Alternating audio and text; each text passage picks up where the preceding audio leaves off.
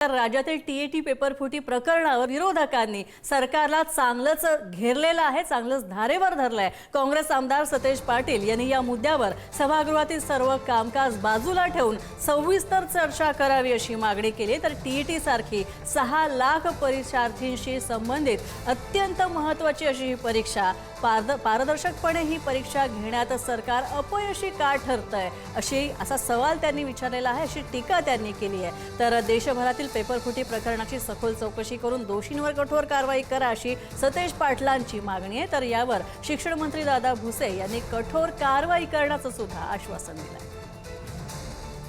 असू दे, MMRD असू दे, भाई ठाणे महापालिका असू दे किंवा सगळीकडे या ठिकाणी बसतात। प्रत्येक ठिकाणी सभापतीमध्ये किमान 500 ते 1000 रुपये परीक्षा शुल्क या ठिकाणी भरायला लागतं। माझं म्हणणं आज एज मर्यादा प्रत्येकाला आहे, या वयोमर्यादापर्यंत जठार साहेब नोकरी सरकारमध्ये लागते। वन टाइम फी त्याच्याकडनं घ्या त्या विद्यार्थ्यांना। राज्यातल्या कुठल्याही सरकारी निमसरकारी परीक्षेला तो बसू शकतो, या पद्धतीचा नियम आपण केला पाहिजे। नाहीतर 50-50 हजार 1-1 लाख रुपये हे परीक्षेसाठी सभापती महोदय जातात। प्रवासाचा खर्च वेगळा, राहण्याचा खर्च वेगळा। आम्ही पोलीस भरतीला बघतो, ग्राउंडवर या ठिकाणी मुलं झोपलेली आपण त्या ठिकाणी बघतो, ती अवस्था आपण बघितलेल्या आहे। त्यांची राहायची व्यवस्था सरकार म्हणून आपण या ठिकाणी करत नाही, ही अवस्था आहे। आणि म्हणून माझी एक मागणी, मी हे ऑफलाईन आणि ऑनलाईनची आकडेवारी या ठिकाणी सांगितलेलं आहे। सभापती महोदय, ही कुठली मागणी MPSCच्या विद्यार्थिनींनी केलेली नाही। मागणी काय होती?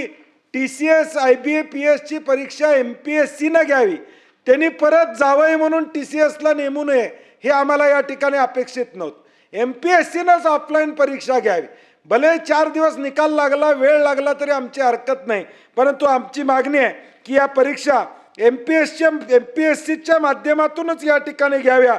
आउटसोर्स करण्याची गरज या ठिकाणी नाही आहे। CBT center computer based test असं त्याला नाव दिले। माझं म्हणणं साहेब, सभापती म्हणे कॉम्प्युटर बेस्ड टेस्ट नाही आहे, कॉम्प्युटर बेस्ड टॉर्चर आहे। हे कॉम्प्युटर बेस्ड टॉर्चर आहे। या विद्यार्थिनींच्यावर राज्य शासन टॉर्चर करतंय। त्यामुळे ही ऑनलाईनची परीक्षा सभापतीमध्ये रद्द करावी, एवढीच मागणी मी या 260च्या माध्यमातून या ठिकाणी करतो। आणि सभापती महोदय, परवा देखील प्रवीण दरेकर इथं आहेत, आम्ही सगळे आहोत। ज्यावेळी सत्ताधारी पक्षाचा प्रस्ताव कृषीचा आला, कर्जमाफीचा आला, आम्ही सगळे बोललो, त्याची उत्तरं काय आम्हाला मिळाली नाहीत। मी आता दरेकर साहेब आता ठरवलेलं आहे, माझ्या ऑफिसमधनं आता 1 तासभरात हे मी बोललोय ते टाईप होऊन येणार आहे। ह्यांच्या टायपिंगची वाट बघणार नाही मी, तासाभरात सभापती महोदय तुम्हाला पत्र देणार आहे मी। कारण की आम्ही जर 2-2 दिवस 4-4 दिवस अभ्यास करून इथं बोलत असेल, नाही तर बोलू नका म्हणून सांगा आम्हाला, न बोललेलं बरं प्रवीणजी। कारण की जर आम्ही मुद्दे घेऊन, जर लोकांचे मुद्दे घेऊन आम्ही जर प्रश्न मांडत असेल, तर किमान त्या विषयावर आम्हाला तुम्ही उत्तर मिळालं पाहिजे। सरळ उत्तर मला नको। मी तासाभरानं सभापती महोदय हे मी भाषण केलं, त्याचं अधिकृत पत्र तुम्हाला देणार आहे। सरकारला तुमच्या मार्फत ते गेलं पाहिजे। जे मुद्दे मी उपस्थित केलेत नॉर्मलायझेशनच्या बाबतीत, 140चा मार्क 190 वर कसा गेला, त्याचं आम्हाला उत्तर अपेक्षित आहे। नुसतंच भूलथापा नको की ऑनलाईन परीक्षा म्हणजे चांगलं एक स्वप्न, सप्तरंगी रेनबो दाखवण्याचा प्रयत्न आहे।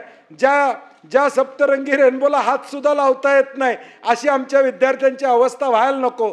त्यामुळे ही CBT कॉम्प्युटर बेस्ड टॉर्चर रद्द करावा, एवढी मागणी करतो आणि माझे 2 शब्द या ठिकाणी थांबवतो।